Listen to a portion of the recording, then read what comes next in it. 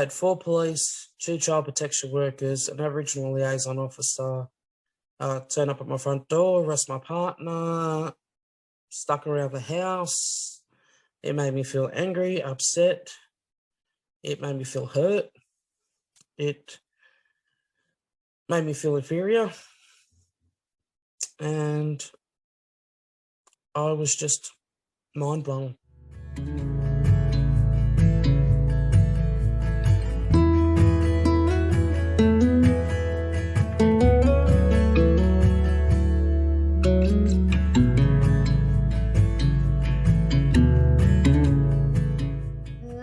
First time I found out that child protection were getting involved was I went to the post office one day and got a letter, and I opened it saying that back then it was DHHS was trying to get in contact with me via the phone, and they couldn't get in touch with me. So they're sending me a letter saying we've received an unborn report. Please contact us urgently. So I didn't know what it was, like so naive. Like I'd had an ultrasound a couple of weeks before, and because I was a bit older in my pregnancy, I was stressing something was wrong. So I actually thought there was something wrong with my baby.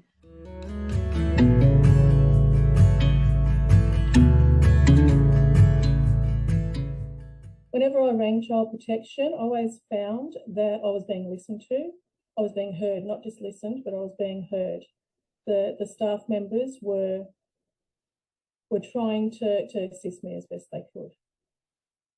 When I spoke to DFFH in regards to all this, I asked them if I could speak to my son. I need to speak to him, and they wouldn't let me at all speak to my son, and I didn't understand why, and all I was told is no, he doesn't want to see you.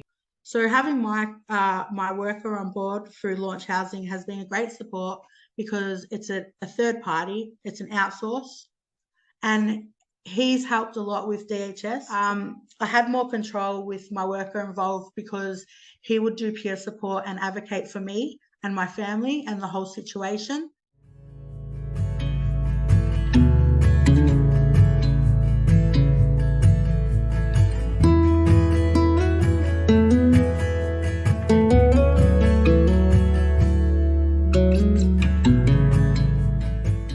One thing child protection could do better would be have an Aboriginal section of child protection where there's Aboriginal workers there for Aboriginal families. In my experience, I feel that child protection need to be more aware. I'm not saying that they're not aware, but need to be more aware that family violence isn't just between a husband and wife or partners. It also includes children against children, children against parents. That was my situation. I feel that the understanding wasn't fully there, that maybe they're not equipped for that situation, and offering supports in a more broader range would have been more helpful for me. I had to go through a family violence service. I had to do some counselling to realise that family violence is not acceptable on any level. No person, woman, man, child should be manhandled.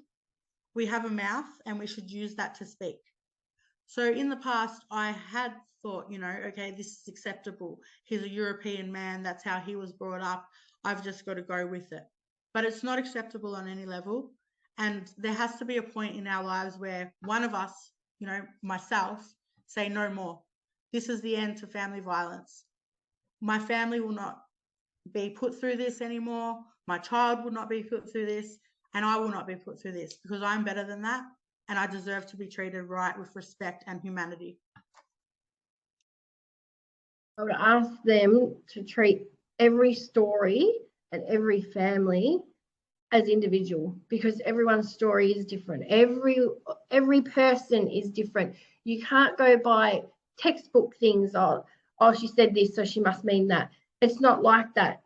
You have to look at things differently to get better outcomes, than instead of just putting everyone in this same box. It's not going to work, because you can't fit everyone in the same box.